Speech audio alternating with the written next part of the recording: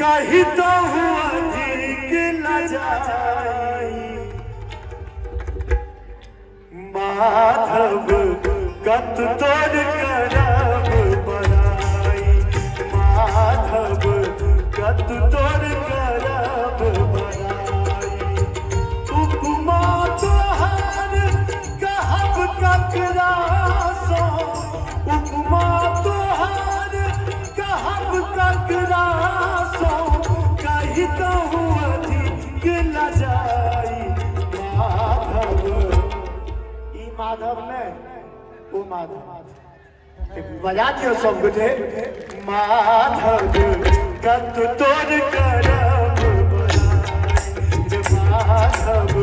कत तोर करब बड़ाई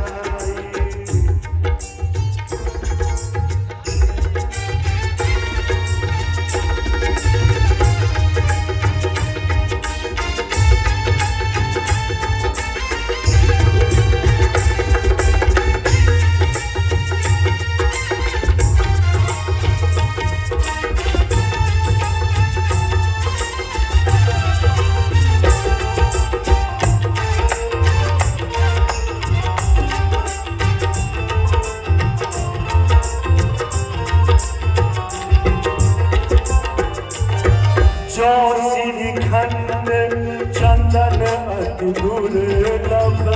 तो पुनि काठ कठोरी जो श्रीखंड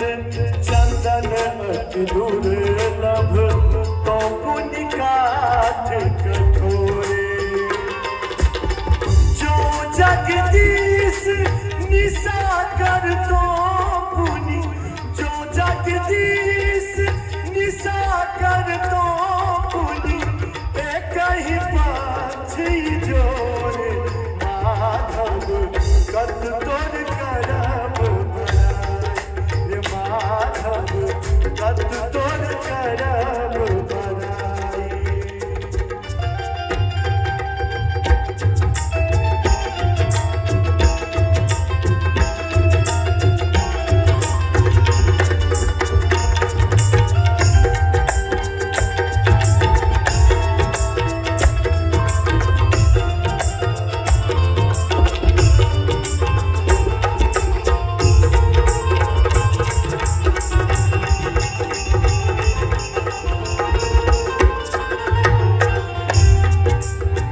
मणि समान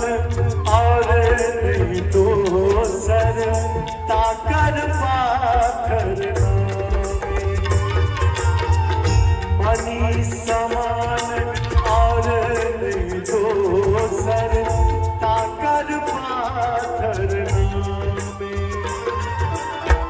कनक कदली छोट लज्जित भैरव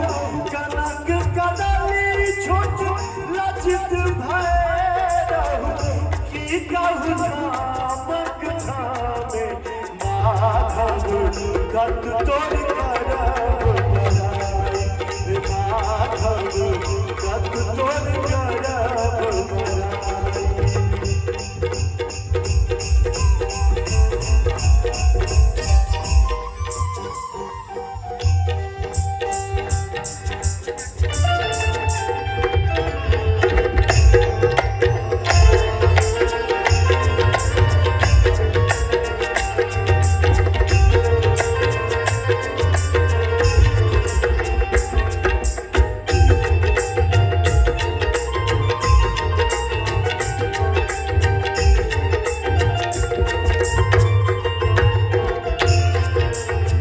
तोहर सरिस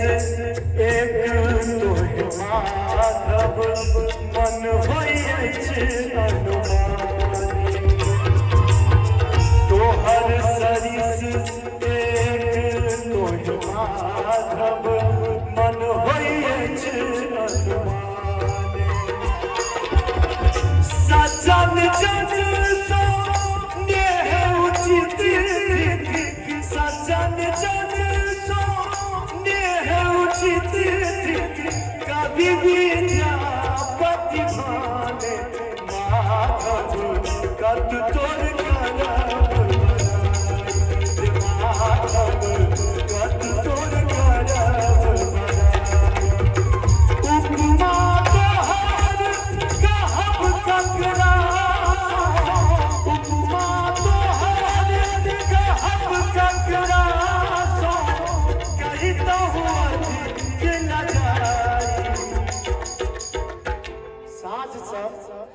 खाली विद्यापति गीत भ रहल छै और अहाँ सब एते आनंद उठा रहल छियै। एक बेर जन जागृति मंच पालम ले जोरदार ताली बजा दियो सब गोटे। रे माधव कत तोर करब भलाई, रे माधव कत तोर